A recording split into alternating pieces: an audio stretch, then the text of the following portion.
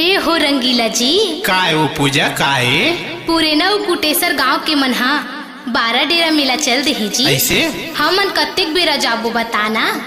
तैयार हो के रहना हो, मैं गाड़ी बैला सजा के लावत हूँ तह ले जाबो। नहीं जी नहीं, हमन ना गाड़ी बैला में नहीं जावन गा। काबर मोला ना हीरो होंडा में ले जावे जी प्लीज। बोलो 12 डेरा धाम की जय।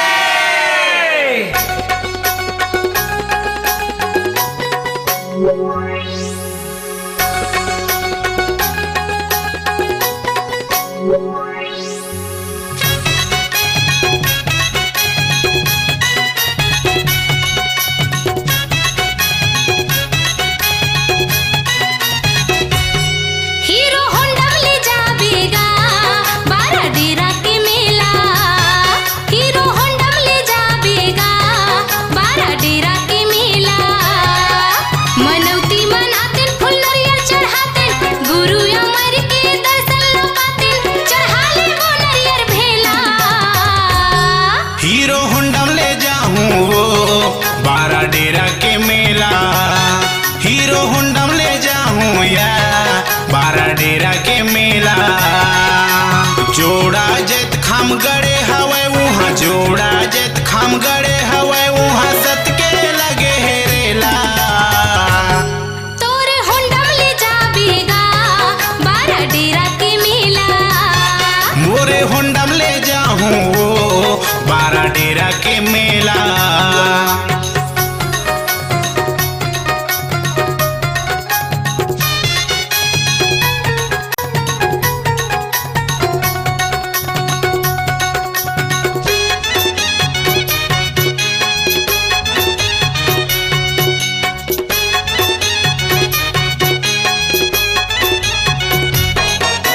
दुरिया दुरिया ले आथे दर्शन बरे, दुखिया के दुख हर जाथे। कोनो ला दे थे धनो तो गानी, सुनना गोदी ला भर दे थे।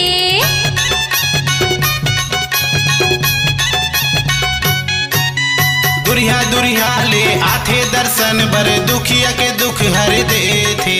हाँ कोनो ला दे थे धनो तो गानी, सुनना गोदी ला भर दे थे। पूस महीना पुन्नी के राती, पूस महीना पुन्नी के राती तिहार होथे छेर छेरा। हीरो होंडा ले जाबेगा 12 डेरा के मेला, मोरे होंडा ले जाऊं 12 डेरा के मेला।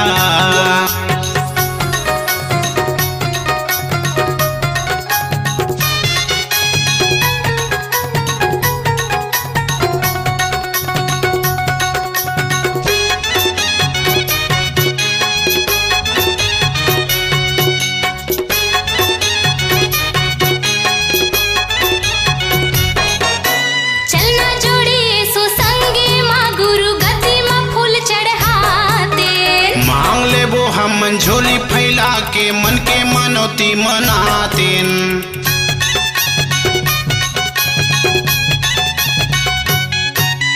चलना जोड़ी सो संगे माँ गुरु गति माँ फूल चढ़ाते। मांग ले वो हमन झोली फैला के मन के मनोती मनातेन। जगह जगह होते पंथी चौका, जगह जगह होते पंथी चौका, देखा देवी बाबा की लीला। हीरो होंडा ले जाऊं 12 डेरा के मेला, मनौती मनाते फूल नरियर चढ़ाते, गुरु अमर के दर्शन ला पाते, चढ़ा ले वो नरियर भेला। हीरो होंडा ले जाऊं या 12 डेरा के मेला।